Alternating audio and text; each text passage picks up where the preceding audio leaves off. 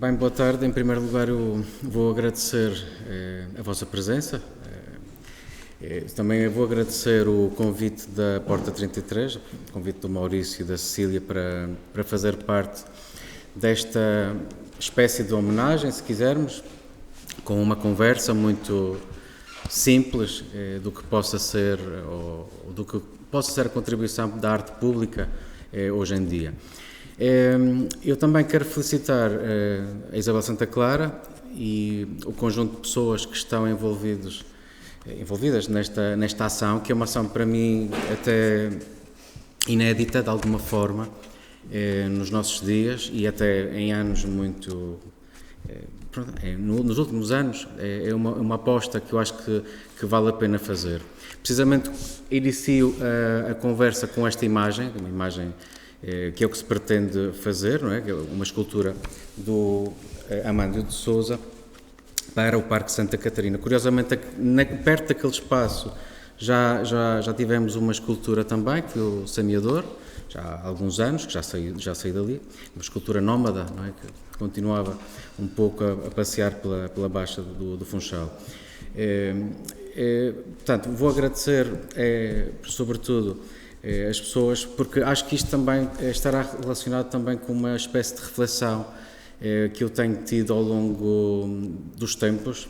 Esta conferência que vou dar, ou esta conversa que vou dar aqui, pode ser já conhecida, alguns de vocês já podem ter até assistido à mesma, em contextos académicos. Na Universidade da Madeira já falei nestes moldes, em 2 ou 3 ocasiões. Esta mesma conferência também já foi, de alguma forma, levada para o exterior, quando tive que fazer investigação na Faculdade de Belas Artes de Bilbao e também em Valência. Portanto, não é assim nada novo para mim. Eu gostaria de falar até de outros aspectos. Quando pediram para vir cá para falar sobre arte pública, pensei, isto é ótimo porque é uma matéria que eu gosto de dar, é um campo de exploração e de investigação que sempre me atraiu.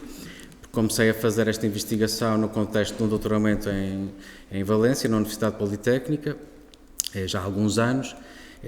O doutoramento teve diretamente a ver com esta área, portanto, já em 2010, e também com a área da arquitetura. Portanto, era uma fusão entre o conhecimento, a prática arquitetónica e a escultórica. Portanto, é muito agradável falar novamente destas questões. Eu acho que é uma aposta ímpar o que nós estamos a viver neste caso concreto. Existem várias situações que me levam a refletir que o nosso panorama, o panorama insular, neste caso a Madeira, o panorama regional, tem muitos problemas realmente relacionados com a arte que está no espaço público, né? Muitas delas não sei se chegam a ser arte pública, e aí é que vamos tentar também afunilar o que é este conceito. Aparentemente é um conceito simples, já a semana passada o próprio Nuno Faria falou da complexidade do conceito, não é? Para ele, para mim também é um conceito bastante complexo, porque estamos a falar de causa pública, de esfera pública, de direito público, portanto, isto chega a ser um pouco uma equação que não agrada a todos, não é? Porque é sobretudo uma arte que se quer democrática. Portanto, passa um pouco por aí. E tenho muitas imagens para mostrar, não sei se será muito fácil acompanhar, também vou ler, porque também sou uma pessoa que se perde um pouco no que está a dizer, para tentarmos apanhar todas estas questões.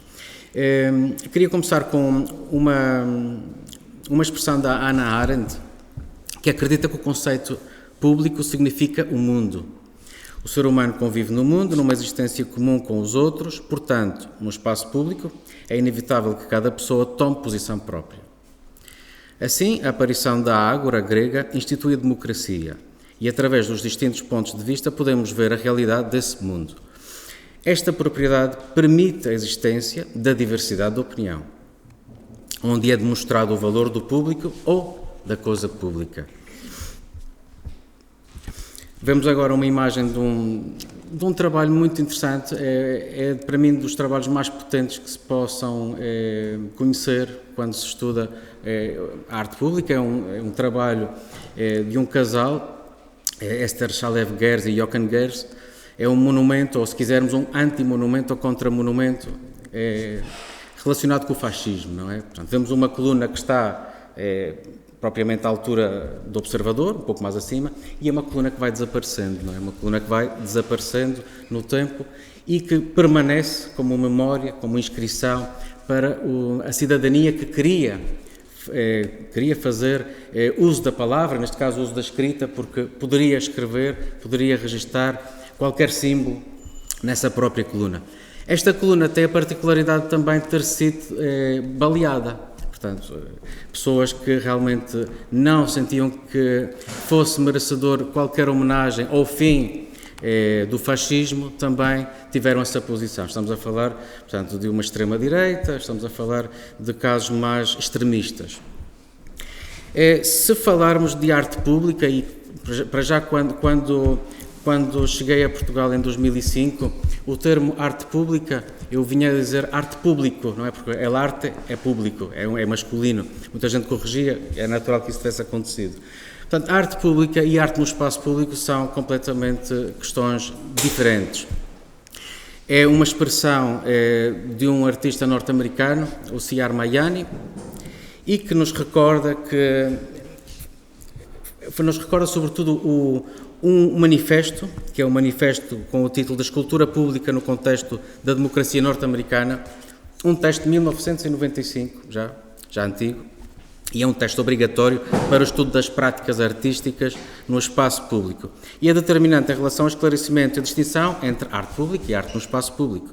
Citando o próprio, na sua radicalização, para ele a palavra arte em arte pública não significa propriamente grandes obras em grandes espaços públicos. Às tantas significa a ausência da arte. A responsabilidade estatal, já não é frase dele, a responsabilidade estatal e privada deveria considerar seriamente que a arte projetada para o espaço público não deverá cumprir apenas uma função decorativa nesses mesmos espaços. Nem se trata de uma estatização arbitrária sobre os mesmos. Trata-se, em primeiro lugar, dos cidadãos. Novamente cito, a arte pública não trata de si própria, senão dos outros. Não trata dos gestos pessoais, senão das necessidades do outro. Não trata sobre a angústia do artista, senão da felicidade e bem-estar dos outros. Não trata dos mitos do artista, senão do sentido cívico. Não pretende fazer que as pessoas se sintam pequenas e insignificantes. Não pretende glorificá-los. Não trata sobre o vazio existencial entre a cultura e o público. Sobretudo procura que a arte seja pública e que o artista seja, de novo, um cidadão. Portanto, eu acho que neste pequeno parágrafo, não é, nós já podemos antever um pouco qual é o significado para o Armaiani, não é, da arte pública, vinda de um manifesto. Este é o manifesto, com este título. Muito sumariamente, podíamos dizer, e agora para mim é difícil falar neste contexto, porque nós vamos ver exemplos locais, não é? E vamos ver exemplos que não são propriamente de cá. Para mim era mais fácil falar da arte que se faz lá fora, obviamente, porque nós vivemos num sítio em que realmente há opções estéticas e não são tantas opções estéticas, são sobretudo as questões de como é que isto foi parar ali, como é que acontece determinada escultura ou determinada intervenção ter apoio para ser concretizada. Pronto. A arte pública para Javier Maderuelo, que é um catedrático de arquitetura, não é um catedrático propriamente de artes visuais, nem de escultura, já dá uns tópicos sobre o que poderia ser o conceito de arte pública. É uma obra significante para o público local, o destino são os cidadãos, portanto, não especialistas, nós estamos a falar de fruidores, estamos a falar das pessoas comuns, não é? Tem um significado estético, social, comunicativo e funcional, muitas das vezes. É uma obra dirigida às necessidades habituais das pessoas e não é uma obra dirigida a si própria. E depois veremos com alguns exemplos. É a transformação de uma crítica da cultura também, é a afirmação da vida cotidiana e pretende elevar a consciência da experiência urbana. A arte pública para Maderuelo é não monumental. Temos aqui um exemplo de uma obra muito conhecida neste contexto, que é uma obra do Claes Oldenburg. É um monumento que já foi construído no contexto académico até, foi construído para uma universidade de arquitetura, para sobretudo fazer frente às opções dos Estados Unidos em relação às opções bélicas contra o Vietnã. Portanto, é uma peça que pretende ativar de alguma forma os estudantes para uma renúncia à guerra. Evidentemente estamos numa posição assumidamente pós-moderna, não é? Se vermos a receita que aqui se trata e que requer a produção artística aliada às necessidades do fator utilitário. Mas somos obrigados a recuar no tempo e constatar que a aventura da escultura moderna iniciaria o seu percurso até os nossos dias com um penoso trabalho de incompreensão e, deste modo, no último quartel do século XIX, por exemplo, estamos no século XIX, o artista Auguste Rodin pronuncia o início de um sintoma que é caracterizado pela perda do lugar. Isso interessa-nos também, porque interessa-nos saber porque é que há determinadas obras de arte que estão confinadas a um espaço, a um território, e porque é que é um espaço vivencial, porque é que é um espaço antropológico, e não é apenas espaço, é um espaço habitado e vivido pelo homem. Portanto, Rodin pronuncia o início de um sintoma que é caracterizado pela perda do lugar para a escultura pública. A escultura inicia um caminho de emancipação e passa a questionar-se. Uma primeira característica será a perda do pedestal, que aparentemente poderia parecer algo insignificante. Esta nova circunstância passará a trazer a escultura para outro patamar, bem mais próximo das pessoas e contrário aos monumentos tradicionais. A perda do pedestal confirma este paralelismo benjaminiano, se estamos a citar a Walter Benjamin, na questão da aura. Perda gradual e significativa da aura que assinala o longo caminho da escultura moderna em termos plásticos e também comunicativos. Determina a autonegação da própria escultura e do momento comemorativo e gera uma autonomia que questiona, sem sentenciar, as verdades absolutas de um passado remoto. Segundo Javier Maderuelo, a perda do pedestal na escultura moderna reflete a ausência de vontade de comemorar. Por seu lado, Rosalind Krauss salienta o facto de ser indissociável a própria escultura com o seu dever comemorativo. E nós temos sempre essa ligação. Quando vemos uma escultura, automaticamente estamos a pensar ou na homenagem, ou na comemoração, ou em trazer para a memória certas qualidades que foram perdidas. Portanto, a lógica da escultura é inseparável dessa lógica do monumento. E é um texto que é também importantíssimo, que é a escultura no campo expandido, que é um texto já antigo, de 1979, e que pronto, é quase obrigatória a leitura.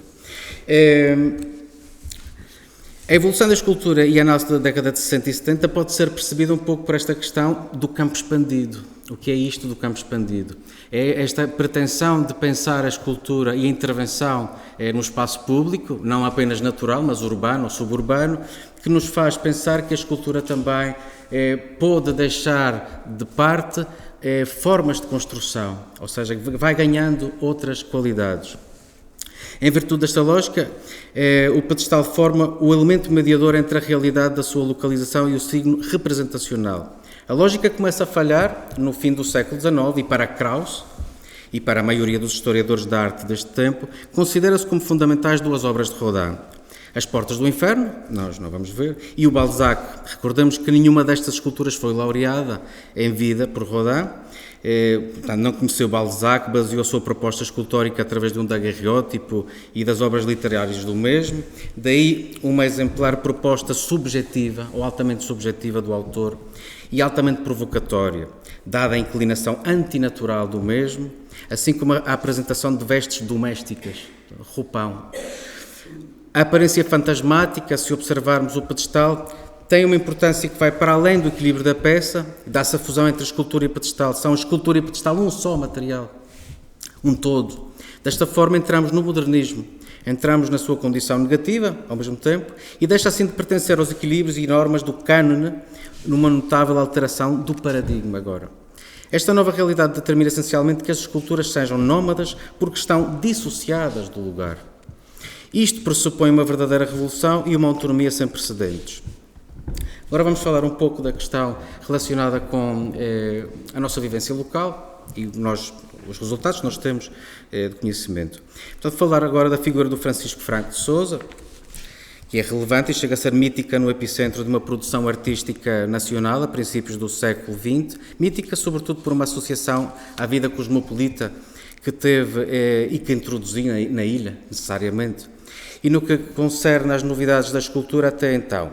imersa no gosto naturalista, a escultura que nós tínhamos na Madeira, antes do Francisco Franco, bucólica também. É um escultor que dialogou diretamente com as vanguardas europeias, antes de inaugurar o campo estético da escultura oficial para o Estado Novo.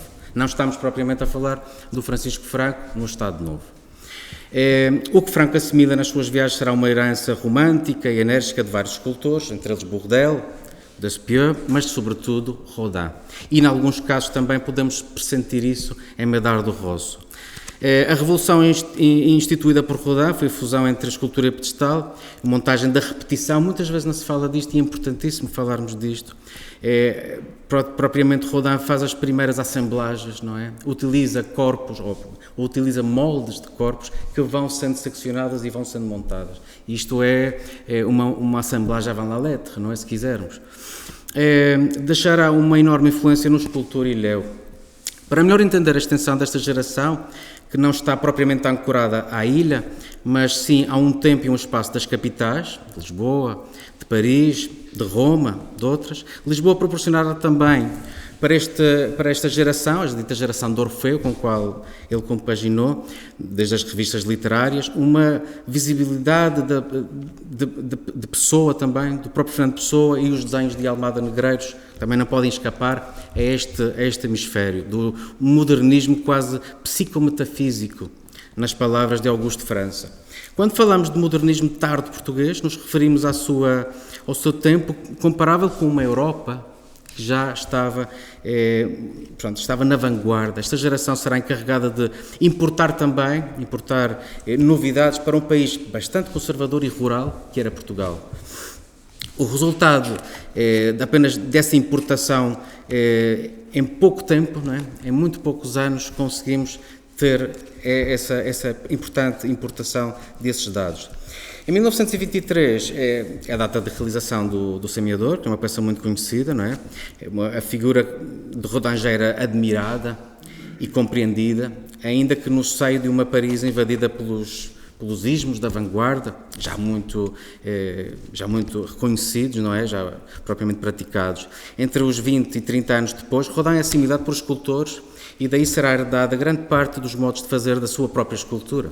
O seu tratamento, a sua audácia, lembramos aqui que Rodin é considerado como um dos precursores da assemblagem, como já foi referido anteriormente, da montagem tridimensional, praticada com a formação do gesso em porções de corpos.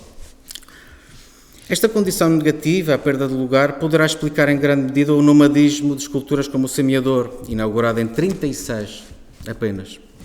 Na Praça de Tenerife, aqui no Funchal, foi transferida depois para a Junta Geral do Distrito Autónomo do Funchal, é a atual sede do Governo Regional, para o Parque Santa Catarina depois, local muito, muito criticado na altura para a peça, porque a peça perdia-se, parecia que estava em cima de um bolo de noiva, era o que se dizia muitas das vezes, e onde estava encimado numa plataforma.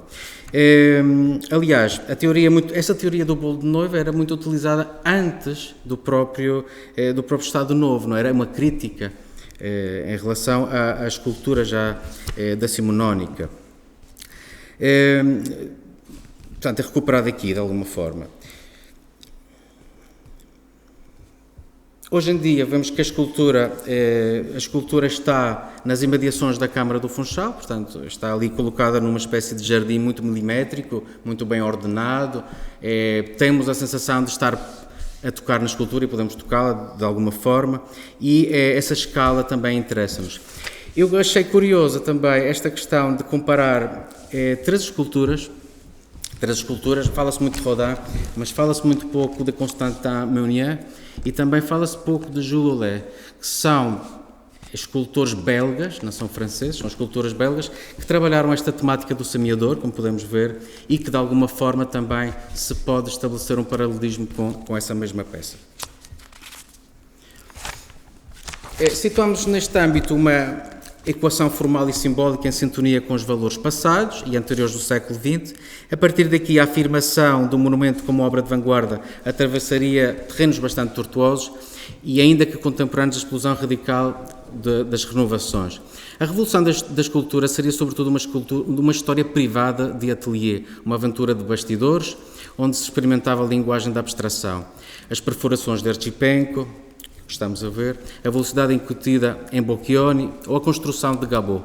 A definição do objeto industrial como arte, não é? Falamos do ready-made do Champiano, ou o purismo e simplificação de Brancusi, ou ainda o caráter existencial e surrealizante das obras de Giacometti. Precisaríamos de mais tempo para esta amálgama de novas formas, mas destaca-se a novidade proposta por Giacometti nesta Mulher com Carroça, que já era propriamente um projeto para o espaço público, que não chegou a ser propriamente materializado. Dificilmente as formas do cubismo ou do futurismo fariam eco no espaço público da cidade, e muito menos numa proposta de monumento comemorativo. Na rua sentia-se a tradição, excetuando a gritante revolução estética do construtivismo russo, que teria como expoente máximo o Monumento à Terceira Internacional de Vladimir Tatin, de 1919, ou a coluna sem fim de Brancusi e a importância de um concurso internacional onde Jorge Vieira, o escultor português, participou e conseguiu um dos 4 segundos lugares. Portanto, temos aqui uma citação de Rosalind Krauss. Não é uma citação. Observa que o período moderno produz monumentos incapazes de referir-se a outra coisa que não sejam os próprios, como pura base e pedestal, e cujo resultado é autorreferência. Encontram-se longe da vida cotidiana, não sendo capazes de cumprir a sua antiga função comemorativa. Portanto, agora vamos ver. Eu gostei de fazer uns separadores com esta imagem, que é a imagem da inauguração do monumento a Gonçalves Zarco, com uma parada militar e com todo o aparato possível do Estado Novo, e acho que encontramos ainda presentemente, vivemos uma situação do mito. Perante a aventura que constitui a ida para Paris de Francisco Franco, ainda hoje para a maioria das pessoas, não podemos deixar de desenhar 2 charneiras na escultura pública em Portugal, ou escultura comemorativa em Portugal, atenção, uma primeira delineada pelo Monumento a Franco, não é? Que realmente é charneira para a história, não é? Para a história do monumento comemorativo, não é? E para o Estado Novo, que vai servir de receita para outros escultores trabalharem de alguma forma, e um trabalho que é o do João de Coutileiro, de 1973, peço desculpa. É uma primeira delineada, a segunda é o Dom Sebastião. Entre este período de tempo estamos mergulhados numa estética de ordem e controle desde a figura de António Oliveira Salazar e da visão de António Ferro. É indubitável a importância deste no cultivo da sua chamada política de espírito, Franco a figura central na estética a ser implantado como de regime, sendo considerado como o escultor modelo de Salazar. Como podemos testemunhar nesta fotografia, portanto, vocês devem conhecê-lo, não é? Acompanhada de Ferro, realizando um conhecido busto que nós temos ainda em exposição no Museu Francisco Franco da nossa cidade. Portanto, para historiadores como Augusto França, a problemática de Zarco não passaria pelo realismo moderno, mas por um naturalismo clássico, dada a sua rara incoerência na lógica temporal. Podia-se considerar um grave anacronismo. Segundo Artur Portela, Franco e Rodin, no contexto cosmopolita, dedicou-se a um realismo moderno. Ele articulará esse realismo moderno com uma expressão medieval. Dos primitivos de Rodin ao Cello e de Piero della Francesca, encontravam-se linhas coerentes que passariam para o Nuno Gonçalves, ou que apropriar-se-iam de Nuno Gonçalves. A ordem estética e de controle alegórico destinada à pedagogia de um passado que se sublinha como heroico e histórico para Portugal. Faz-se uma chamada ou faz-se um apelo ao conceito de raça e os costumes populares, o sentido ideológico para a cultura de um povo. Isto é orientado desde a figura de Ferro, mas sobretudo desde uma estratégica visão informada sobre as vanguardas do princípio do século, entendidas por António Ferro, e muito bem. Por outro lado, vamos falar também nestes moldes de zarquismo. Por um lado, encontrar expoentes diretos, como é o caso de Leopoldo de Almeida, desenvolvendo toda uma temática relacionada com os descobrimentos e enaltecimento das figuras do mundo português, ancoradas no valor pátrio. Fazer isso hoje seria considerado como um anacronismo. Com o padrão dos descobrimentos, é iniciado em 1940 e no contexto da exposição do mundo português, é reconstruído definitivamente 20 anos mais tarde, em 1960, ora uma atmosfera dissonante com o resto de uma Europa em plena efervescência criativa, pop, o país continua a ser um país fechado sobre si próprio. Muito antes desta realidade, o fascismo italiano, o nazismo, o franquismo, estamos a falar aqui de Francisco Franco, o caudilho, Espanha, ok? O comunismo, o Estado Novo, ordenariam uma pauta estética figurativa e alegórica, regrada no culto da personalidade e do monumento austero, entronizado pelo heroísmo das campanhas bélicas e coloniais, através de esculturas, os escultores oficiais como Arno Breker, Juan de Ávalos ou Vera Muquina e Francisco Franco de Sousa, entre muitos outros.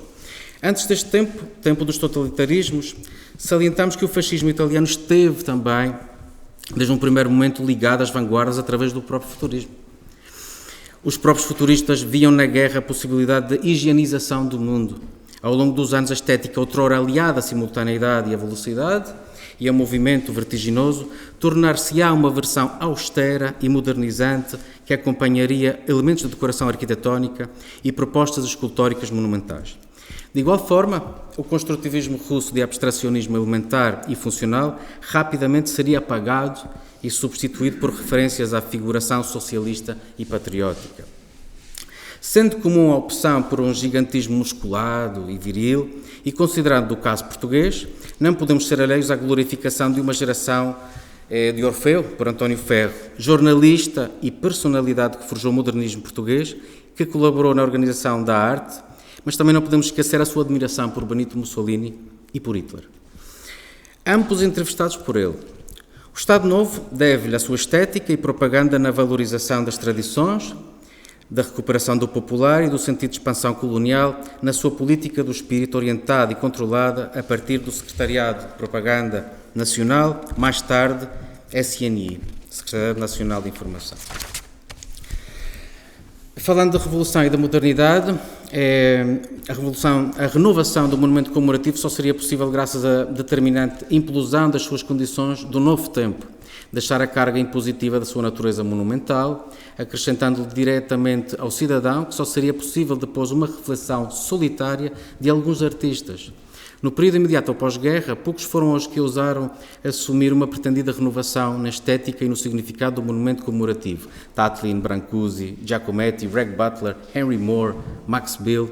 No caso português, contamos com Jorge Vieira, como aqui já foi referido. A charneira principal estaria traçada nestes primeiros anos e até aqui o monumento comemorativo estaria submisso aos totalitarismos europeus, que reintroduziram em linhas gerais os valores de um classicismo arcaizante e estilizado. Chamo a atenção para este concurso, foi um concurso internacional, o primeiro grande concurso internacional que congregou centenas de artistas, né? Neste concurso, o Jorge Vieira ficou em segundo lugar, 4 segundos lugares, portanto havia realmente tempo e espaço para todos. E este foi o Max Bill foi a primeira escolha, não é, para o concurso internacional. O concurso internacional que foi organizado pelo Instituto de Arte Contemporânea de Londres, pelo ICA, já na altura, em 1952. Portanto, chama-se a atenção para esta potencialidade de acreditar que um concurso público, eu acredito nos concursos públicos, eu acho que depois vamos ter tempo talvez para falar sobre estas questões à medida que estamos a ver imagens, ok? Portanto, desta forma, um monumento comemorativo é questionado pelos próprios valores da modernidade. Aqui sim, estamos a falar de uma estetização própria de cada artista, não é? Que tem a oportunidade de fazer ver sem orientação, propriamente de uma receita ideológica, sem imposição, de apresentar os seus trabalhos. Há uma afirmação muito interessante que gosto sempre de usar, que é do historiador Lewis Mumford, não é? Se é um monumento, então não é moderno. E se é moderno, não pode ser um monumento. Isto é só para vermos em que ponto da situação estava propriamente a escultura no espaço público, confinada a uma repetição. É uma repetição sem fim. Também falamos desta situação porque, se vermos o que aconteceu nas cidades norte-americanas, com a vaga de migração que beneficiou, não é? Beneficiou sobretudo com isso depois da Segunda Guerra Mundial, com arquitetos que foram formados na Bauhaus e artistas que foram formados na Bauhaus. Portanto, estamos a ver que a própria arquitetura funcionalista cresceu de uma forma desmesurada. A escultura não conseguiu acompanhar essa velocidade. Portanto, esta declaração de incompatibilidade das formas arquitetónicas modernas O monumento nega a essência da civilização urbana moderna, a sua capacidade de renovação e de rejuvenescimento. As cidades americanas souberam realmente sintonizar esta incapacidade. Chicago terá um papel fundamental, em parte devido ao conhecimento por parte de arquitetos, vou-me repetir um pouco agora, que implementaram um estilo internacional depois da vaga migratória de artistas europeus. Portanto, Chicago será a primeira cidade americana a ter um programa de arte pública, que vai propriamente confiar aos académicos, aos artistas, às pessoas da cultura, um pouco o que está a acontecer agora aqui, também com a escultura do Amândio de Sousa, não é? Que está a ser orquestrada por pessoas de pleno conhecimento, por pessoas que estudam sobre isso. Queria chamar a atenção para estas imagens. Este grupo de imagens que são pertencentes a esta produção. No entanto, eu quero chamar a atenção para o seguinte: a inauguração desta escultura pública ainda faz-se de um modo clássico, não é? E também estamos a falar do seguinte: estamos nos anos 60, 1967, portanto Picasso era uma pessoa com uma idade bastante avançada. Se atendermos aqui, o cubismo começa a aparecer em 1906 e 7 com as Demoiselles d'Avignon, e estamos aqui 60 anos mais tarde a falar de uma escultura de Picasso. Normalmente o que acontecia com estas peças é que eram peças de ateliê, não é, que eram agigantadas, não é? Só falávamos de uma questão muito clara em relação à sua escala. Isto tudo nasce também com um reordenamento territorial e um reordenamento urbano que as cidades têm como pretensão, ok? E que vão convidar sobretudo artistas já de renome, já artistas seguros, artistas que podem estar na praça sem nenhum problema, a nível histórico, que têm precedentes históricos que lhes podem fazer essa clareza. Esses mesmos exemplos vão ser também importados, não é? Isto é uma peça do Jean de Buffet, vão ser importados para a Europa também. Neste sentido temos um Alexander Calder, de La Défense, em Paris, já na década de 70, portanto em 76, estamos a falar agora um pouco de Portugal. Importa salientar que no panorama internacional a atenção aos espaços públicos era dada pela participação de uma escultura moderna, mas não uma escultura do seu próprio tempo, era uma escultura ainda anterior. Nos Estados Unidos, nas cidades como Chicago, Nova Iorque e Paris, passarão um novo espaço público com artistas de estatuto internacional e comprovado.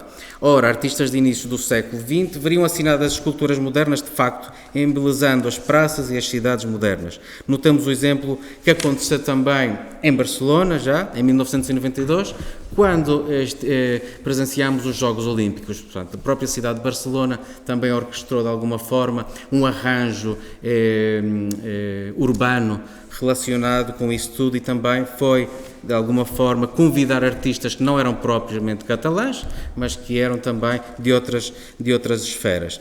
Chama a atenção para aquela escultura do lado esquerdo, que foi a última escultura monumental, propriamente, do Joan Miró, portanto, praticamente ele faleceu meses depois.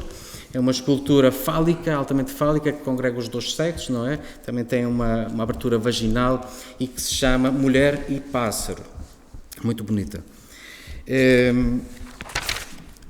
No nosso contexto, fazendo a ponte para a Madeira novamente, o contexto insular cobre interesse a algumas propostas de autonomização, se quisermos, da escultura, permitem um discurso lateral ao Estado Novo, ainda que o tema seja um pouco semelhante, ou o mesmo, já pelos arquismo e por Franco e dos seus seguidores.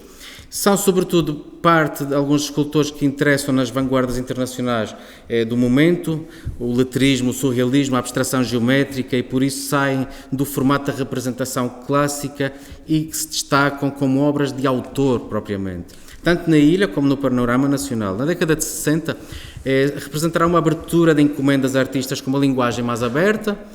António Aragão, que era historiador, era artista, eclético, historiador e poeta visual madeirense, que também dedicou alguma atenção à escultura no espaço público, e de que podemos destacar o seu Monumento aos Descobrimentos, não é? 1960, para celebrar os 500 anos da morte do infante Dom Henrique. Na vizinha ilha do Porto Santo, na Alameda do Infante, que foi um projeto do Chorão Ramalho. Localmente, a peça é conhecida como Pau de Sabão, como vocês sabem. Este paralelepípedo é uma peça para um discurso gráfico, já que o Aragão irá desenhar na pedra, propriamente, distintas personagens da história. Entre outros exemplos deste escultor, destacam-se o relevo que se encontra ainda na fachada da Escola Secundária Francisco Franco, com o título de Artes e Ofícios, da conhecida escola, que é um ponto de referência histórica também no ensino secundário para as artes visuais. Ainda nos relevos cerâmicos e policromados do Mercado Municipal de Santa Cruz, que são belíssimos, não é? São da década de 60, de 1962, com uma dimensão formal de realismo social, que ilustra as atividades agrícolas e da pesca. Do escultor João Vieira, felizmente, destacamos uma peça pública, uma escultura que nós temos cá na ilha, acho que é a única, dedicada ao tema da família, de 1960, e que resulta ser uma das mais interessantes para mim, uma das mais interessantes, de produção, algo surrealizante e mágica. Vieira é um dos escultores mais relevantes no cenário da escultura portuguesa, com reconhecimento internacional, e que participou no famoso concurso, que já referi há pouco, promovido pelo Instituto de Arte Contemporânea de Londres, que era dedicado ao prisioneiro político desconhecido. Ainda gostaria, já agora de igual modo também, tive essa oportunidade também já nessas conferências, portanto fora de Portugal, ressaltar o trabalho propriamente do Amândio de Sousa, madeirense. Peço desculpa por estar escrito Augusta Nóbrega, porque isto parece um postal que estava na internet e não tive mesmo hipótese de repetir. Então eu achei muito bonito ter ali o bailinho, torna a coisa muito mais estridente, não é? Porque vemos uma forma completamente inovadora e depois de repente temos o folclore, não é? A estar ali. Portanto, é licenciado pela Faculdade de Belas Artes do Porto, não vou aqui repetir estas coisas todas, já sabemos. Terá uma dedicação e uma versão multifacetada. O que mais me interessa no escultor é isto. Desde um importante colaboracionismo entre a escultura e a arquitetura. Infelizmente, hoje aqui não temos arquitetos, e eu vim preparado para isso, mas não temos arquitetos. Quando a arquitetura e a escultura andavam de mãos dadas, não é? Arquitetura e Escultura, destaca a sua colaboração com o arquiteto Marcelo Costa, encargos da estatuária religiosa inovadora e projetos públicos de grande capacidade discursiva, devidamente emoldurada em modelos externos ao seu tempo. E peço desculpas porque isto está em espanhol e não tive tempo estou a fazer tradução simultânea, que não é difícil também, mas tudo bem. Portanto, para mim, o discurso escultórico verdadeiramente singular no panorama local e nacional também. É visível graças às várias esculturas de caráter lírico-figurativo, que eu acho que é uma característica muito própria dele, a característica de ser algo muito poético, tem isso nas peças, mas também desenvolvendo uma capacidade de abstração geométrica. Quase que temos 12 escultores, parece que ele está dividido em 12 escultores. Uma abstração geométrica à disposição de soluções artísticas e utilitárias. Deste modo, destacamos um pequeno monumento evocativo sobre o primeiro jogo de futebol no país. Monumento este que está situado, como vocês sabem, na Camacha, e com a inscrição aqui, aqui se jogou futebol pela primeira vez em Portugal, que é uma coisa que também tem que confirmar, não sei se é verdade, deve ser, não é? Tem uma coisa assim estridente, e acho que do futebol também vamos falar um pouco. Isto foi também encontrei uma notícia muito interessante no Diário de Notícias do dia 8 de julho de 1969 sobre Amândio de Sousa, forma de grande pureza e equilíbrio conseguida pelo escultor madeirense Amândio de Sousa. A peça terá certamente muita gente a repudiá-la, com maior ou menor violência, como é de esperar num meio onde a escultura moderna está tão debilmente dada a conhecer. Portanto, é uma frase, é um pequeno texto do Diário de Notícias desta época. Este pequeno texto nos pode esclarecer melhor acerca da realidade da escultura local, maioritariamente oficial, e o que supõe entender a novidade escultórica pela sociedade. Do mesmo autor e no seio da sua colaboração, do colaboracionismo, destaca um relevo em betão de motivos abstratizantes para o edifício do Centro de Saúde do Bom Jesus, que ainda lá está. Para, de alguma forma, resumir a sua obra, em palavras da investigadora docente Isabel Santa Clara, que está aqui presente, a mesma declara que a escultura pública de Amândio de Sousa afasta-se de interpretações imediatas e óbvias e oferece outros níveis de leitura. Algumas vezes escolhe uma figuração sem compromissos com a estatuária tradicional que concilia a conexão entre os diferentes elementos de um volume em comum, dando evidência ao bloco, à definição breve dos detalhes identificadores da figura e aos seus acessórios. As recentes contribuições geométricas de Amando de Sousa recordam-nos também as lições do construtivismo russo. Algumas das obras dele, praticamente, parece que saltam uma ponte assim, temporal, não é? E, de alguma forma também, isto vem mais tarde, eu comparo também alguma da obra abstrata, se assim quisermos, também hard edge, de geometria dura, do Amando de Sousa com o Jorge Oteiza. Jorge Oteiza, e até, de alguma forma, com Eduardo Chillida, mas mais, sobretudo, Jorge Oteiza. Portanto, capacidade criativa, foi premiado com prémios Cecil em 1993 e 94, recentemente no contexto da celebração dos 500 anos do Funchal,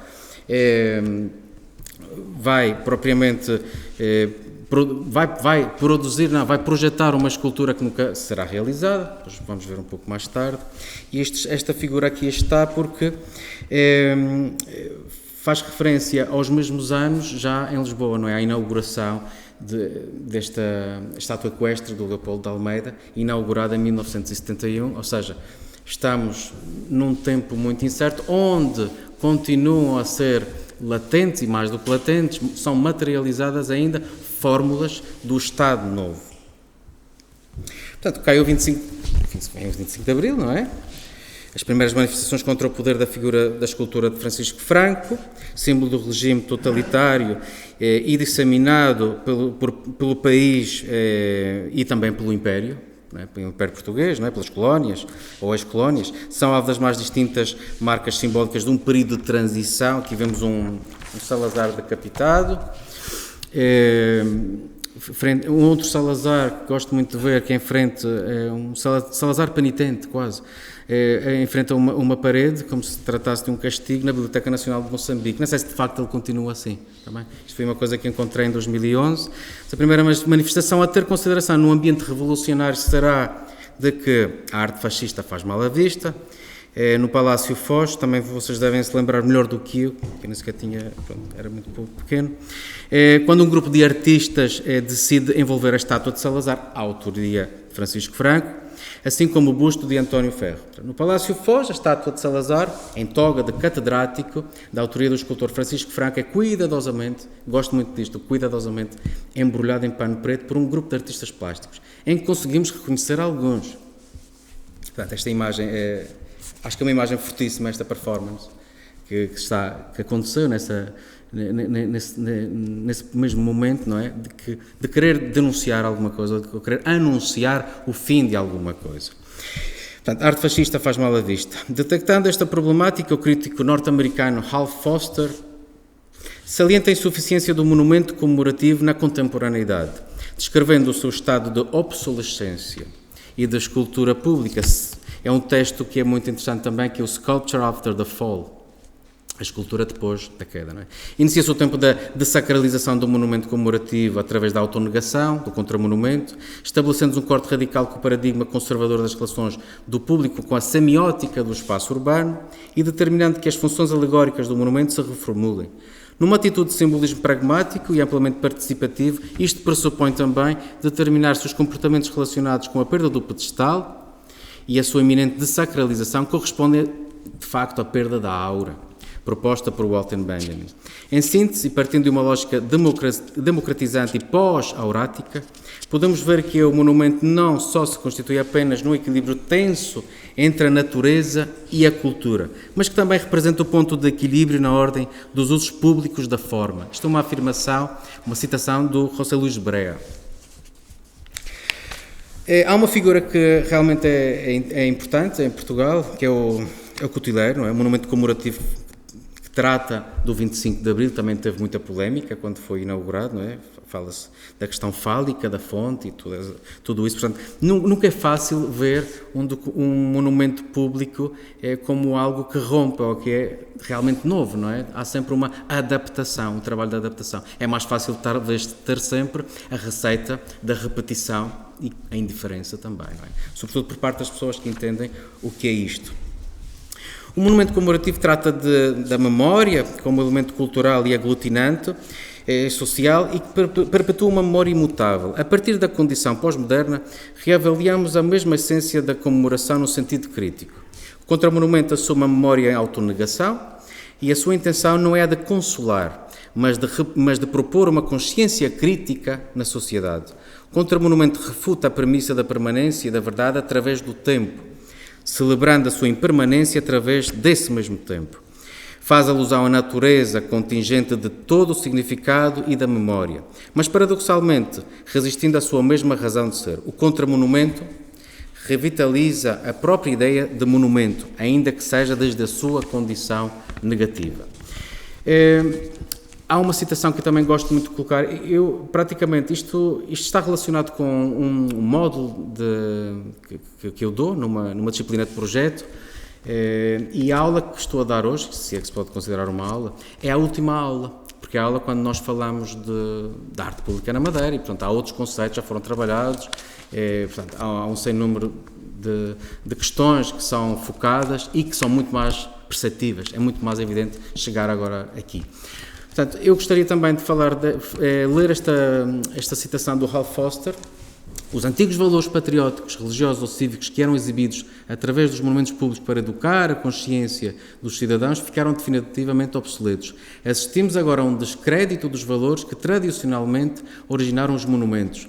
Por sua vez, assistimos a uma falta de experiência no tratamento do espaço urbano. Eu acho que esta citação do Ralph Foster também pode dar-nos indícios de que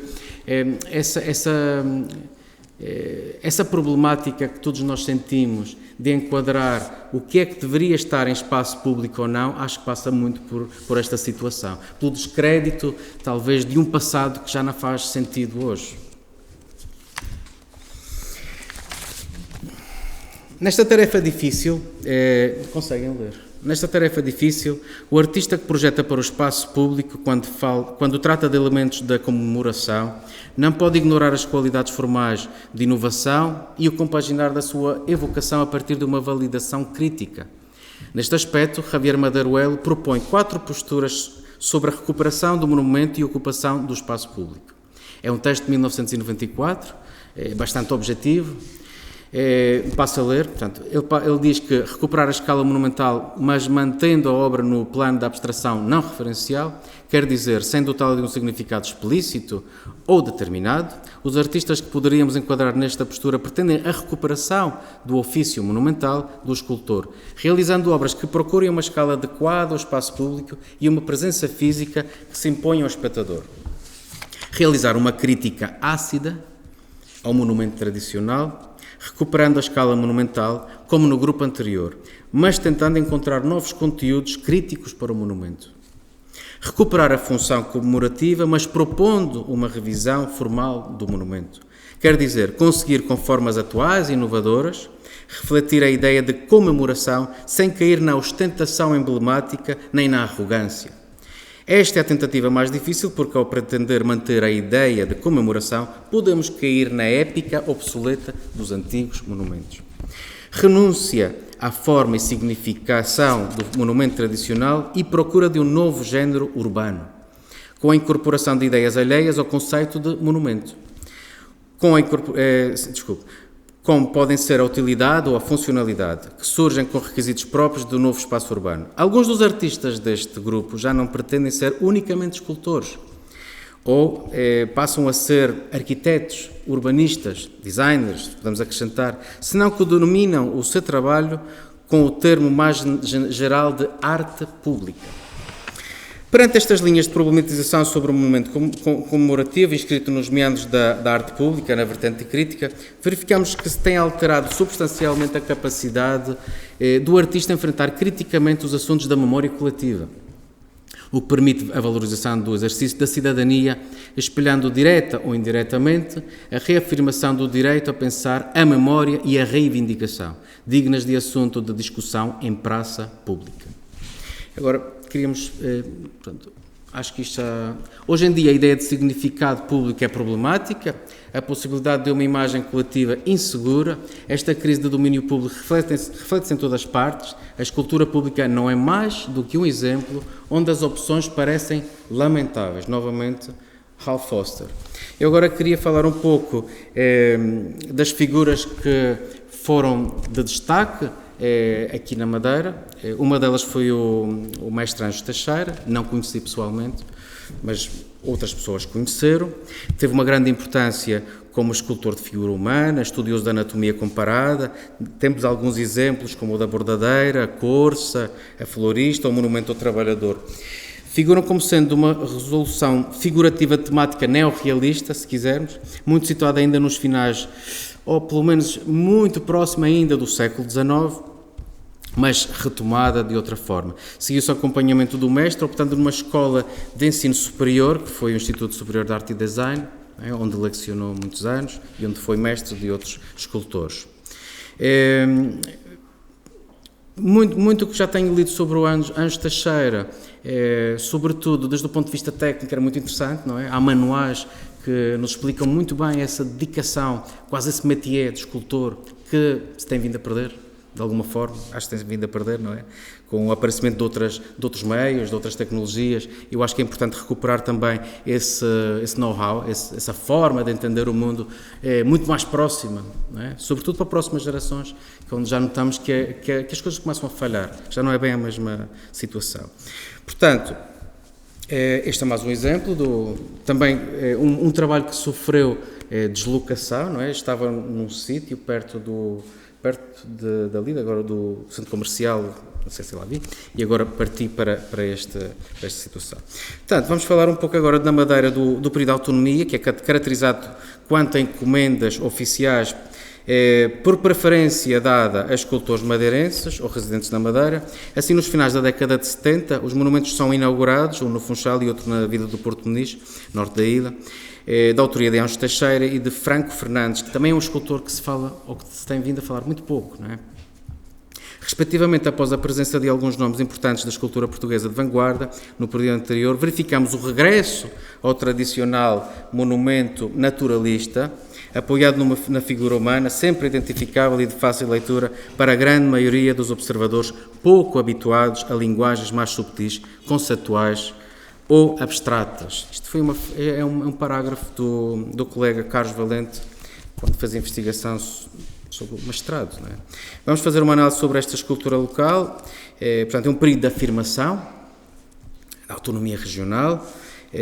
A região é dotada de autonomia política, como todos nós sabemos, e administrativa em 1976, através do Estatuto Político Administrativo da Região Autónoma da Madeira, previsto na Constituição da República Portuguesa. Isto, de facto, resulta da Revolução de 25 de Abril, que marcou o início de uma nova era. A região Autónoma da Madeira faz parte integrante da União Europeia, com o Estatuto de Região Ultraperiférica do território da União, conforme estabelecido no artigo 299 do Tratado da União Europeia.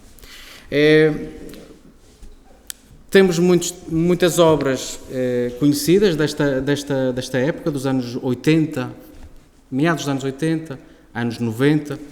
Seria um período fértil em encomendas, como já se disse, em grande parte responsabilidade do Governo Regional, outras de contexto autárquico também. Salienta-se que, para além destes monumentos devidamente enquadrados numa nova realidade política, destaca-se o Monumento à Autonomia, inicialmente projetado para Santa Cruz, não é? Depois foi retirado dali, que mantém aquela estela, não é? Aquele pulsar vulcânico, que até é um tema muito recorrente na obra do Ricardo Velosa, não é? O vulcão, a força, não é? Assente numa alegoria dos poderes, este belíssimo exemplo, um bloco impenetrável e austero, mas muito levemente conduzido pela modulação do Amândio de Sousa. A Revolta da Madeira também será um tema para uma escultura pública, que é muito conhecida por nós, também referida como a Revolta das Ilhas ou Revolta dos Deportados. Foi um levantamento militar, como todos sabemos, desencadeado com a finalidade de derrubar o governo da ditadura nacional, que ocorreu na Ilha da Madeira, iniciando-se na madrugada de 1931, 4 de abril de 1931, no dia 8 de abril o levantamento chegou a algumas ilhas dos Açores e no dia 17 de abril chegou também à Guiné Portuguesa. Existiram também tentativas de levantamento militar em Moçambique e na ilha de São Tomé, que falharam logo no início. Os levantamentos militares planeados para o continente nunca ocorreram. Para comemorar esta importante contestação dos ilhéus, o Conselho de Governo Regional deliberou pela Resolução 718/87, sendo regulamentado pela Resolução número 675/88, O júri nomeado para o efeito atribuiu os seguintes prémios. O primeiro prémio foi para o escultor João Manuel da Silva Gomes, que por acaso está aqui presente, o nosso colega.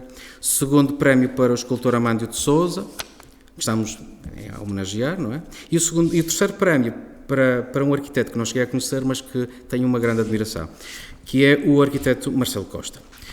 Por resolução de número 353/89, o Governo Regional aprovou o projeto do escultor Ricardo Velosa com base na linha número 19, que nunca reconheci, nunca li, peço desculpa, mas ainda não tive momento para isso. Neste sentido, resulta-me polémica a atribuição por resolução, chega a ser questionada a participação em futuros concursos para alterar as regras do jogo. Ok, isso é uma coisa que me perturba um pouco. Portanto, vemos aqui um pouco a proposta premiada, com o primeiro lugar, uma maqueta. A proposta premiada com o segundo lugar, que é interessantíssima, desde o ponto de vista do que está a acontecer nesta galeria, porque a peça que temos lá embaixo eu acho que é uma evolução do que está aqui. Precisamente. Praticamente Amândio de Sousa abriu o volume desta peça e desconstruiu, não é? O que nós vemos aqui. Eu acho que é muito semelhante ao que nós estamos a ver. Isto foi um dia particular porque foi muito interessante. Isto fazia parte de uma conferência na Universidade da Madeira e eu falei com o Amândio de Sousa para me dar alguma imagem deste trabalho. E convidou-me a ir à sua casa num domingo de manhã, portanto foi um domingo de manhã muito, muito interessante, porque tive a oportunidade de falar com ele sobre esta peça e sobre outras que ali estão exibidas. Esta terceira proposta, que é uma terceira proposta já do ponto de vista já mais cenográfico, arquitetónico, muito, muito interessante e equilibrada, seria uma peça bastante interessante de ter. As imagens foram cedidas pela filha do arquiteto também, na altura, não é? Nota-se também esta pretensão aqui, muito interessante. E quando vi isto por primeira vez fiquei bastante entusiasmado. Eu também já podia dizer o seguinte, eu acho que nós estamos a precisar, e estamos a tentar fazer isso, eu com o Paulo Freitas, nós fazemos investigação, mas estamos muito atrasados, como sempre, nunca fazemos nada, estamos a tentar trabalhar, mas isto complica-se cada dia, e estamos a fazer um trabalho de investigação que versa sobre os monumentos que nunca se fizeram, que às vezes são mais interessantes e são mais potentes do que propriamente a realidade. Portanto, isto foi o monumento premiado, foi o monumento realizado. Como é que estou de tempo? Está tudo bem, não é? Portanto, eu vou falar agora um pouco da questão da estátua-mania, cabeças, bustos, decadência da escultura oficial. Se quisermos, podemos até retomar a temática da escultura com capa. Escultura com capa, os encapados. Portanto, estamos a falar destas figuras do passado. Isso é uma obra de história da arte muito interessante do Artur Portela, que fala disto e recomendo. Ainda assim, é de salientar que o espaço insular ostenta um número considerável de estátuas, bustos, cabeças, algumas ocupando lugares de destaque em rotundas, objetos de difícil leitura e longínquas no contacto com o cidadão. Tratando-se claramente de uma falta de estudo em relação à escala e ocupação no território de espaço público. Muitas das peças que nós vemos no espaço público são peças de sala, são peças de gabinete, são cabeças, não fazem sentido nenhum, sobretudo numa rotunda, ok? Nós muitas vezes vemos isso e não pensamos, não é? Portanto, podemos caracterizar esta tendência de estátua-mania. Não é um palavrão meu, é um palavrão de uma investigadora norte-americana, Erika Doss, que dedica também ao panorama norte-americano, também estas falhas, obviamente, que é a memorial mania, portanto, a mania de fazer comemoração a todo tempo, a toda a hora, não é? Este mesmo fenómeno precisa de ser ainda mais aprofundado no nosso contexto insular. Monumentos de grande porte são situados em rotundas viárias, fenómenos de admiração para automobilistas, propriamente, e não para o cidadão, não é? A este respeito, consideram-se grande parte destas opções como pouco estudadas. A este respeito, não existe um ponto de um debate da cidadania, mas o que estamos a fazer aqui precisamente é isto, e espero que seja isto, não é? Uma ponte para uma reflexão em relação à escolha dos monumentos representativos da vida contemporânea. Daí a necessidade de aprofundar estudos no que diz respeito à utilização dos espaços públicos. Em relação a esta necessidade, que hoje é praticada em diversas formas em cidades europeias e americanas, fruto da experiência sobre o debate da arte no espaço público. Salientamos que a Rosalind Dolce, que é outra teórica muito interessante, defende o seu texto Agorafobia, que todo mundo sabe que é a fobia dos espaços abertos, ao contrário de claustrofobia, exato, em virtude da inconsistência e reconhecimento dos direitos a exercer neste mesmo espaço. Passo a citar: o que se reconhece, portanto, no espaço público é a legitimidade do debate sobre o que é legítimo e o que é ilegítimo. Esta discussão não está presente entre nós. Existe, de facto, uma falta de comunicação, ou existia uma falta de comunicação, entre o poder, ou os decisores, e os estudiosos, académicos ou críticos. Precisamente são as pessoas que estão aqui. E chama a atenção para isso, não é? Para esse poder de reunião que, pelo menos, acontece. Para além destas esculturas públicas, eu queria salientar também o papel do ensino universitário, ainda sem estar na Universidade da Madeira, propriamente. Também queria fazer, de alguma forma, não propriamente uma homenagem, mas também uma chamada de atenção para algumas das esculturas, pelo menos esta do Gil Bazenga, que não sei se foi verídico ou não, mas falou-se que no Lido poderia ter desaparecido, ou que foi guardado, ou que houve uma confusão entre esta situação, que às tantas alguns de vocês poderiam me explicar também melhor, e estou aqui e agradeço. Cabe ainda recordar o papel interventivo junto do Instituto Superior de Arte e Design nos anos 80 e 90, destacando as intervenções que consistiam em ocultar, não é? Isto quase que é, a arte fascista faz mal à vista, mas não é. É outra história. A maioria das esculturas públicas do Funchal, chamando a atenção para estas e recordando claramente quer as atitudes estéticas de um período revolucionário inaugurado em 74, recordando a escultura de Salazar, portanto, ocultada, ou então também retomando alguma estética do Cristo e Jean-Claude, que era propriamente a receita. Já, isto foi em 94, como se pode ver aqui, a Estátua da Autonomia e a Sereia ocultadas. E queria também chamar a atenção para esta concentração, para a Semana da Pedra em Câmara de Lobos. Eu acho que foi uma oportunidade interessante, portanto, foi uma oportunidade interessante na década de 90, mais precisamente em 97, volta-se a repetir o segundo simpósio de pedra, também em Câmara de Lobos, já em 2004, acho eu, não é? Foi organizado pela Madeira Rochas, Divulgações Científicas e Culturais, um simpósio internacional de escultura em pedra, 97 e 2004, de facto. Permitiram a este Conselho possuir a maior espólio de esculturas concebidas em rocha vulcânica, cantarias moles e rijas.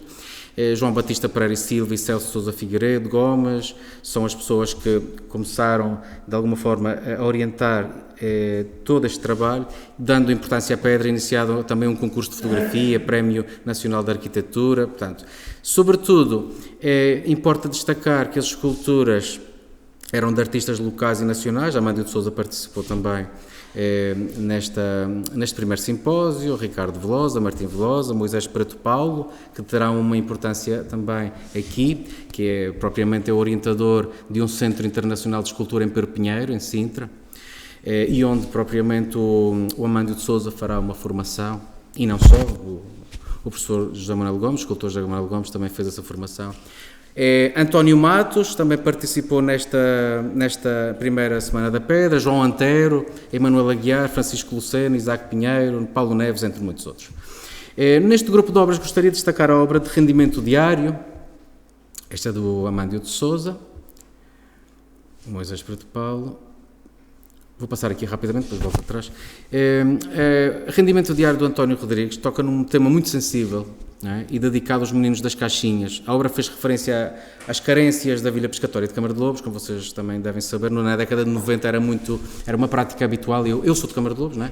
Eu via esses miúdos entrar no autocarro e já sabia que eram os meninos das caixinhas, que vinham aqui com as caixas de sapatos pedir dinheiro pelo Funchal para colmatar necessidades básicas da família, muitas vezes para alimentar os vícios, não é? Vícios do álcool e de outros, não é? E, portanto, era algo que era muito falado na altura. O António Rodrigues acho que teve esta capacidade de fazer um monumento e aqui fala-se de causa pública, fala-se de espaço público. Este monumento não está em espaço público. Este monumento, que se saiba, ainda está no armazém da Câmara Municipal de Câmara de Lobos. Nunca foi exposto.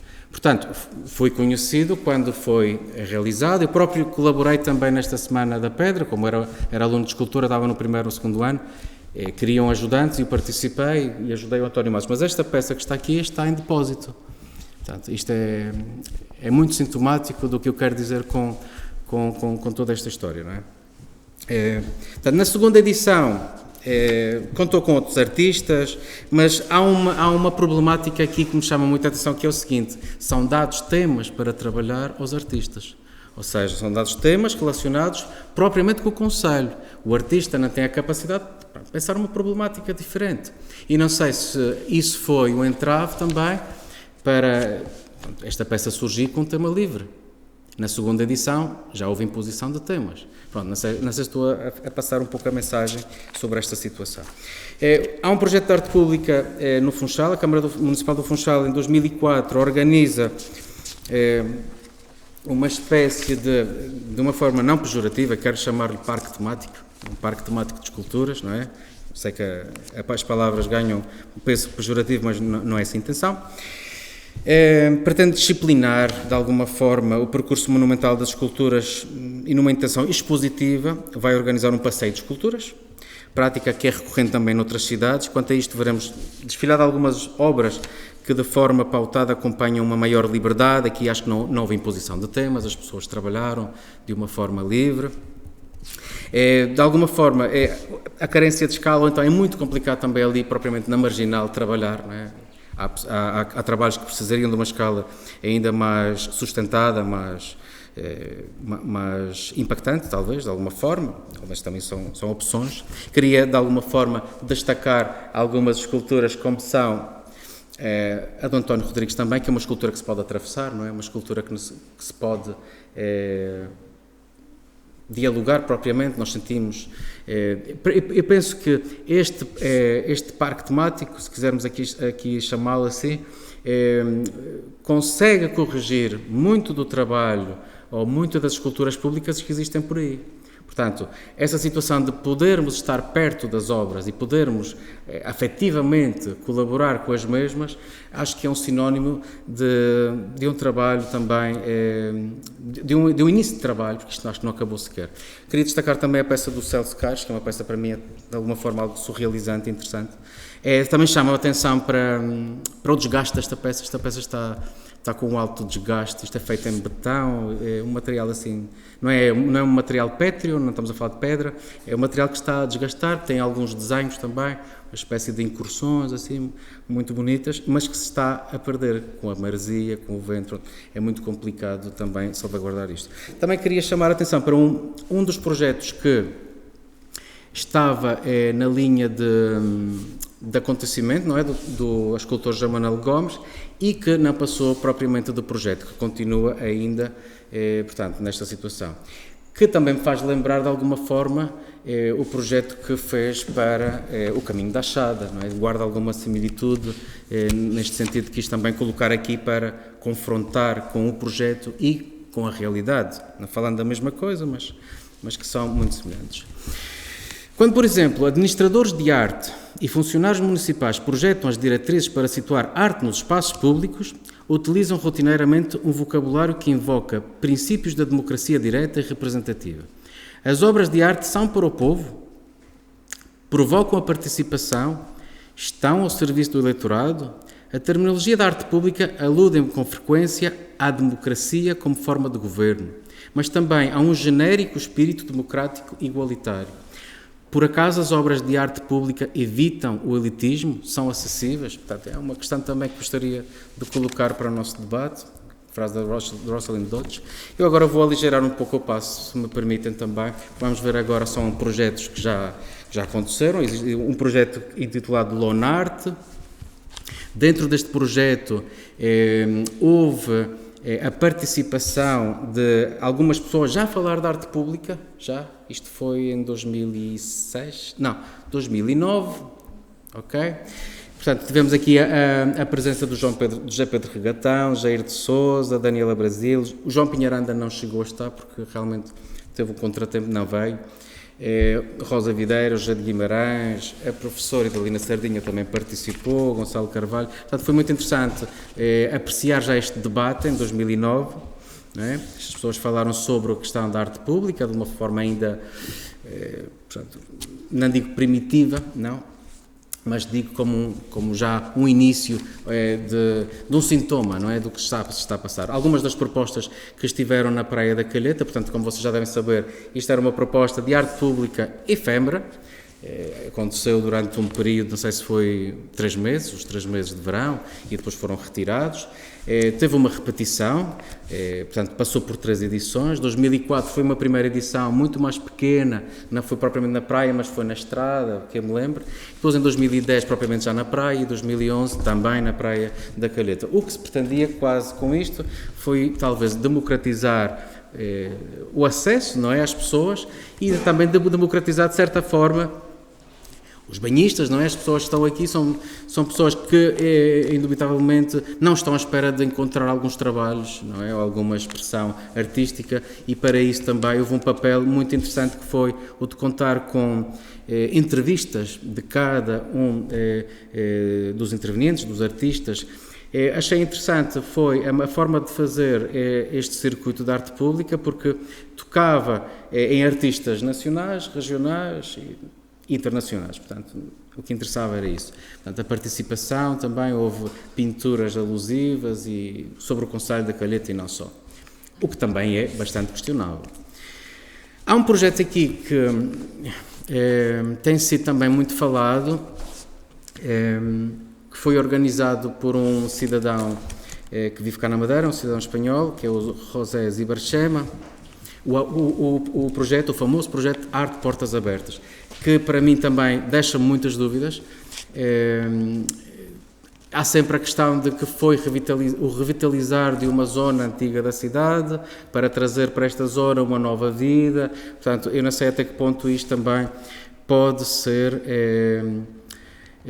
uma intervenção qualitativa ou quantitativa. Quantitativa eu sei que é, porque já foi assim, não é? Acho que algumas portas já desapareceram, umas são mais felizes que outras. Na sua maioria, tenho pena do José Zibarchema não estar cá, e pensei que contava com a presença dele. Portanto, isto tem também dado que falar muito às pessoas que se preocupam pelo património, sobretudo aos arquitetos. As comemorações dos 500 anos do Funchal, isto agora parece um pouco anacrónico, mas eu queria mostrar também um monumento que não se chegou a realizar, e que era do Armando de Sousa. Peço desculpa pela imagem, mas esta imagem é muito difícil de encontrar e foi facultada pela professora Isabel, que miraculosamente trata de tudo. Se tiverem alguma dúvida um dia, a professora é capaz de ter tudo ali. Pronto. Queria chamar a atenção para esta peça, que parece-me das peças com uma escala ideal na cidade do Funchal. É uma peça que lamentavelmente não foi executada. Não sei se será executada um dia, mas é uma peça que eu tinha a curiosidade de ver. É uma peça, quanto a mim, também que me traz muitas dúvidas, porque quando eu olho para a peça eu consigo ver que ela não é opaca.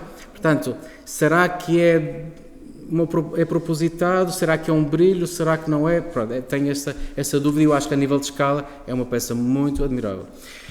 No ponto de vista de alguns trabalhos, não são trabalhos propriamente, são assinaturas, frases. Estas também são algumas de alguma forma políticas, não é? O Triunfo do Porco, o User, já são autocolantes de 2005, já desapareceram. Por acaso acabei de passar lá quando vinha para a Porta 33, já está pintado há muito tempo também. Mas eu acho isto curioso, porque isto também pode entrar no circuito da arte pública, não é? Ou este stencil também de 2005 já desapareceu. Estes grafites também já não existem. Agora está lá a Praça do Mar, não é? Portanto, já desapareceram, mas pronto. Isto também faz-nos pensar um pouco na adopção muito rápida, não é? Adopção muito rápida por outras linguagens que não são propriamente trabalhadas aqui. Verdade que a mentira é uma frase que também pode ser encontrada no Porto do Caniçal. Desconfio que ainda exista, eu acho que já não está lá de certeza absoluta, mas chamou-me a atenção, e depois o amo-te, Marta, ainda melhora isto tudo. Isto o povo não esquece. É um projeto do Rigo 23, Um projeto que não foi originário aqui na Ribeira Seca, mas que foi uma exposição que ele também planificou, organizou e que esteve patente em Serralves, no Porto. Portanto, ele recriou de alguma forma esta questão na Ribeira Seca. Portanto, como vocês sabem, todo o histórico relacionado com a Ribeira Seca, de quase ser uma ilha pequena ali dentro de outra ilha, muito interessante do ponto de vista antropológico e sociológico. Para mim isto tem uma validade muito forte. Para mim o Rigo, por acaso não coloquei nada dele, não coloquei nenhum Moraes, podia ter colocado. Há muita coisa que aqui faltaria colocar, não posso colocar tudo e acho que não faz sentido colocar. A mim chama muito a atenção esta peça porque isto está relacionada com a visita da Virgem, não é? Da estátua da Virgem, e que não passou pela Ribeira Seca, depois não entrou, portanto foi um bocado polémico tudo isto, e a mim chamou muito a atenção esta peça porque a presenciei mesmo, não é? Nós estamos à espera de ver a cara da Nossa Senhora e nunca a vemos, e é uma coisa absolutamente, nunca me aconteceu isto por acaso, é uma coisa muito, muito forte. É um trabalho de colaboração, normalmente o Rigo trabalha desta forma, comunitário, não é o único artista que o faz, há muitos artistas que fazem este tipo de trabalhos, trabalham com a comunidade trabalha com eles, fazem um abaixo-assinado, isto o povo não esquece. Também a incursão pela questão política, que lhe interessa muito. Ele diz que não é um artista político, mas todos sabemos que ele é um artista político, ou pelo menos usa da política para isso, porque faz todo o sentido. Isto agora é só para falar em alguns acontecimentos que não sei se estão a repetir. O On Fusion Art, no Porto Bay, que é um hotel que também já organizou alguns trabalhos no espaço público, e deixo isto para o debate, porque pode ser também interessante. A primeira Walking Gallery da Madeira, também, que é organizada pelo artista Rui Soares. E talvez o que me está a preocupar mesmo mais, o que me preocupa mesmo muito na nossa ilha, não é? No nosso espaço, onde vivemos, é a Plop Sculpture. Como vocês sabem, Plop Sculpture vem do termo plop, plop quer dizer defecar em inglês, quer dizer, é onomatopeico, o plop. E fico muito tocado quando começo a ver esculturas que aparecem nos lugares sem sequer sabermos como e porquê, se não há concurso público, porque é que determinada pessoa faz. Isto é um monumento comemorativo às vítimas do voo da TAP de 1977, é inaugurado em 2015. Eu acompanhei um pouco as notícias sobre este monumento, acho que foi um ex-piloto da aviação, pronto, tudo bem, eu acho que sim. É meritório, sobretudo, o tema, invocar o tema, é meritório, mas eu tenho muitas reticências em relação aos não profissionais, aos artistas, aos não profissionais, que não têm propriamente uma vivência, uma estratégia, um conhecimento de causa de quando operam no espaço público. Isto é uma coisa que nós falamos muito na pós-graduação, falamos nas aulas, como é que, de alguma forma, não é? Isto é o que me preocupa mais, como é que de alguma forma existem trabalhos que aparecem e desaparecem, mas eu acho que estes até ficam muito tempo, com pessoas formadas, atenção, há pessoas formadas, só que não têm experiência e que não têm currículo, ou que não têm, sobretudo, capacidade para vencer o espaço, não é? Para vencer o espaço, não têm essa capacidade. Eu acho que isto é altamente corrosivo, denuncia uma falta de coerência muito grande, de todo. Isto é um exemplo. Este é outro exemplo também de uma pessoa até formada na área, mas não tem experiência para isso. É um caso anedótico, porque isto surge assim do nada. No Santo da Serra, uma junta de freguesia, determina que conhece o artista e esse artista pode fazer a obra numa rotunda, claro, como não poderia deixar de ser. Portanto, isto chama a atenção para estas aparições, algumas são mesmo aparições, uma falta de cuidado, uma falta de estratégia, tanto das câmaras municipais, não estou a dizer quais, não me interessa, das juntas de freguesia. Portanto, é por isso que no início da sessão eu felicitei o grupo de cidadãos que está, de alguma forma, a organizar ou a tentar com que a obra do Amândio de Sousa, de facto, apareça. Porque são pessoas de consciência, são pessoas altamente involucradas no exercício académico, e o académico não é só estarmos a par de tudo o que já foi, mas tudo o que deverá ser também. Continuidade. Temos exemplos de continuidade em relação ao que acontecia nos anos 80 e 90, uma escultura de Luís Paixão, um busto também, outras esculturas que estão a aparecer de alguma forma, não em bronze, não em pedra, neste caso é de um material, de uma argamassa. Eu por acaso passei há poucos dias lá e já começa a enfraquecer a argamassa, já há sinais de deterioro nesta escultura. Outra escultura também do mesmo autor, uma escultura do Emanuel Santos, que segue um pouco a mesma receita. Emanuel Santos novamente, homenagem ao pescador. Os passeios do domingo são o máximo. Parede é também portanto, é um assunto que me diz respeito de alguma forma, porque eu fiz parte do júri deste prémio, ou do Urbarte, não é? E fui júri porque o colega Celso Carlos faleceu e telefonaram para substituir e, claro, aceitei, sobretudo pelo Celso, aceitei. Vou ser muito claro em relação a isto. É um projeto da Câmara Municipal do Funchal, eu acho que é um projeto interessante. A Bárbara Gil foi a única artista que nós selecionámos, eu, o Rigo e mais uma pessoa já da Câmara Municipal. Nós encontramos vários projetos artísticos, pelo menos 14 projetos artísticos muito pouco interessantes, muitos deles eram plágio. A palavra plágio, isto é uma coisa assustadora, plágios de obras que existem noutras cidades da Europa. Portanto, porquê é que estou a dizer isto? Estou a chamar a atenção porque realmente, se não estão as pessoas indicadas, não estou a dizer que seja eu, outras, muito mais, até melhor, as pessoas indicadas, este tipo de coisas pode passar e é altamente perigoso para o artista e para quem está a organizar. Portanto, nós escolhemos uma única obra, eram 3 espaços, escolhemos só esta, explicámos à Câmara, a Câmara percebeu muitíssimo bem, e escolhemos a Bárbara Gil para essa situação. No mesmo concurso, mas já não sei se houve júri, se não houve júri, também não vou aqui. Portanto, isto é um pormenor apenas de um trabalho do Marcos Milewski, que é um pintor excepcional, tecnicamente excepcional, é um pintor que respeito também, que fez a célebre baleia que nós temos ali no Campo da Barca, não é? Isto já funcionou de outra forma, já não houve júri, eu acho que o artista endereçou-se à Câmara, falou e apresentou um projeto. Felizmente é um projeto com um artista que tem capacidade e que tem energia, não é? Mas acho que é preciso ter algum cuidado com estas questões. Em relação ao que é mediático, e chama a atenção também para outro acontecimento, outro ponto de reflexão, que é o seguinte: como nós sabemos, estamos a ver os gladiadores da nossa era. Os futebolistas são os gladiadores de agora, não é? E pão e circo, não é? E continuamos nesta feira.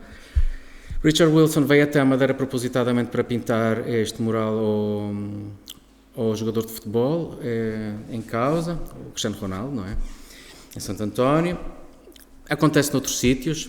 Maradona, por exemplo, em 2017, o ano passado, num bairro social bastante denso, nota-se bastante denso, diga-se de passagem. Portanto, há isto, o apego popular das massas, o interesse que isto tem. Ok. Maradona é muito conhecido foi dos primeiros futebolistas, acho eu, que teve imensos murais, mas isto quando ele começou a carreira e depois teve aquela baixa, não é? Derivada da vida que leva, ou que levava, foi muito popular entre isto. Isto é do Ateliê Gatafunhos também, somos campeões, Campo da Barca. Chegamos ao ponto mediático da questão, portanto, uma estátua ao jogador de futebol, de Ricardo Velosa. A questão do aparato, também, interessa-me isto como espetáculo, como mundo do espetáculo. Não sei se estamos a falar de arte, possivelmente já não. Portanto, propriamente isto interessa-me mais, portanto, isto como fenómeno é interessante, porque de repente tu tens ali um símbolo, não é? Onde já opositores, não é? De clubes, que são relacionados com clubes, não é? Coisa que também não me interessa muito, mas do ponto de vista do fenómeno é interessante. Isto também que é um caso concreto de um grande problemão. Eu preferia não mostrar, mas eu por acaso preferia mostrar outras coisas, mas vejo-me obrigado a isto, porque eu acho que temos que falar disto, eu acho que isto é um grande problema. Eu por acaso li, acho que foi ontem muito quente o artigo do arquiteto, não está cá? O Rui Campos Matos, e gostei muito, não é? Que isto serviria talvez para não passar a gesso, não é? Para o Carnaval. Portanto, isto a mim faz-me um bocado de confusão, não é? Estas são as anedotas, não é? São as questões, muito interessantes até. Muitas delas são uma delícia. Mas isto chama a atenção para a responsabilidade de colocar alguma coisa no espaço público. Portanto, a mim choca-me como é que uma instituição como o aeroporto, ou a ANAM, ou outra instituição qualquer, possa aceitar qualquer coisa. Quer dizer, faz-me confusão. Eu, por acaso, isto é interessante porque no momento em que isto aconteceu, eu estava num modo de retrato com alunos. Eu via para aí uns 15, 16 alunos a fazer retrato. E cheguei-lhes a dizer, vocês fazem melhor que isto. Mas é claro, os alunos não existem.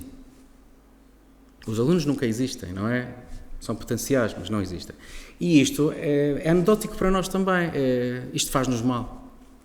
Eu acho que é isso também. Também é um fenómeno que pode ser acarinhado, mas não me diz muito respeito. A questão da tragédia também tem sido explorada. Portanto, podemos ver a questão aqui relacionada com o monumento do Francisco Franco aos caídos da Primeira Guerra Mundial, ao monumento ao Memorial da Paz, que por acaso falámos há pouco sobre isso, um monumento para mim de extrema importância, um monumento fortíssimo, um monumento que foi construído pelo saber popular, não é? Pelas gentes que levaram às costas aquelas pedras e que construíram e que simbolicamente também está relacionado com o torpedeamento de um barco, não é? Existem ali propriamente objetos dessa época. Mas um monumento propriamente muito clássico, não é? Muito ortodoxo, de 1952, vejam a data. E também falar sobretudo sobre a questão do 20 de Fevereiro, que nos assolou e que nós conhecemos. Esta fotografia, por acaso, não é minha. Deveria estar aqui o nome da autora, do Raimundo Quintal, que fotografou na altura e colocou na internet, e eu apropriei-me porque acho interessante. Estamos a ver a Estátua da Autonomia a ser retirada para depois ser colocada, para fazer o arranjo urbanístico, para ver como está hoje. Okay. As comemorações do 20 de Fevereiro, também vim a conhecer, através da professora Isabel Santa Clara, uma maqueta interessantíssima para o monumento ao 20 de Fevereiro, uma ideia, do Amândio de Sousa, outra vez, interessante. Quem olha para esta peça pode ver não Gabó, Pevsner e muitos dos ingredientes do construtivismo russo. É uma peça que poderia ser interessante. Não consigo saber a escala da peça, uma figurinha humana aqui ajudava muito. Mas para o escultor isto é fundamental. No entanto, há um painel à memória das vítimas do 20 de Fevereiro, no Mercado dos Lavradores, do Paulo Neves, que é escultor. Não sei como é que este painel aconteceu, não sei se houve concurso público. É outro trabalho também do Paulo Neves, Aflição, sobre o 20 de Fevereiro de 2010. Foi inaugurado isto foi inaugurado recentemente, acho que esta data está mal. 2014 não é. Portanto, isto fica nas imediações, agora não me lembro bem, a Fundoa, exatamente, obrigado. Na Fundoa, portanto, não sei porque é que recaí novamente no Paulo Neves.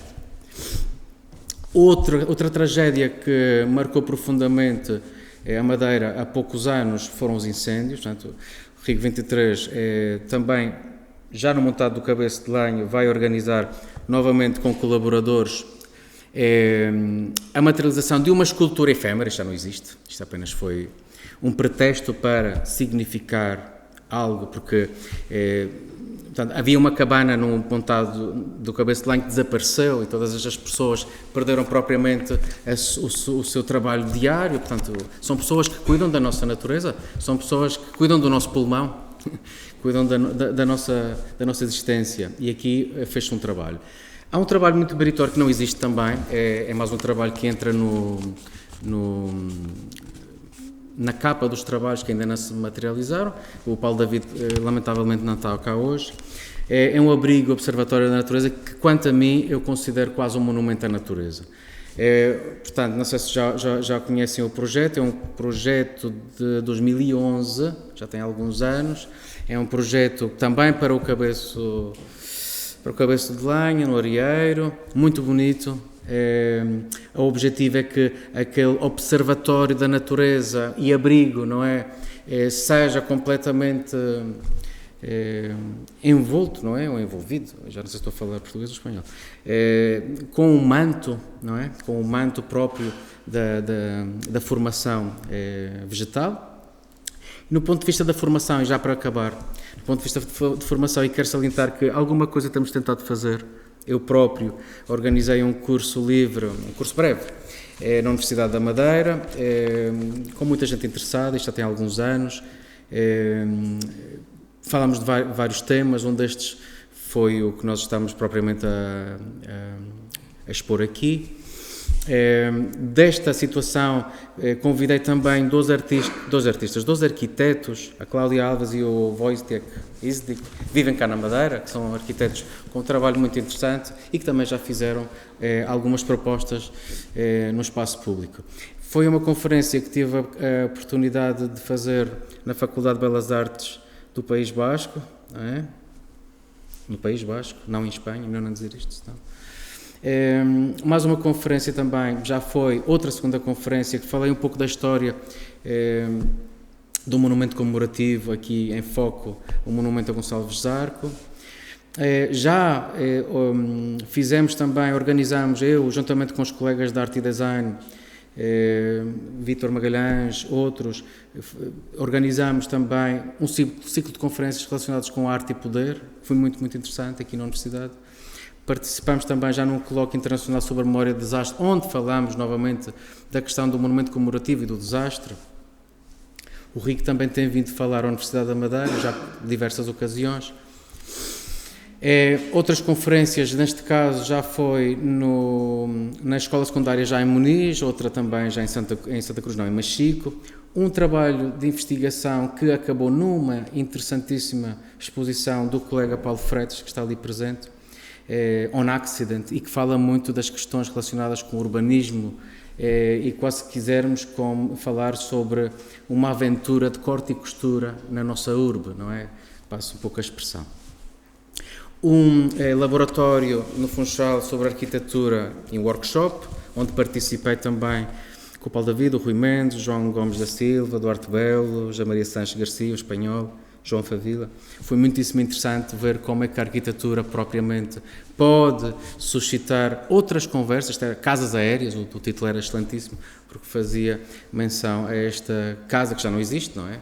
Mas Ribeiro. Algumas publicações relacionadas propriamente com o espaço público, crítica espacial, architectural art também, que são assuntos que me interessam. E fico por aqui. Espero que tenham gostado. Obrigado.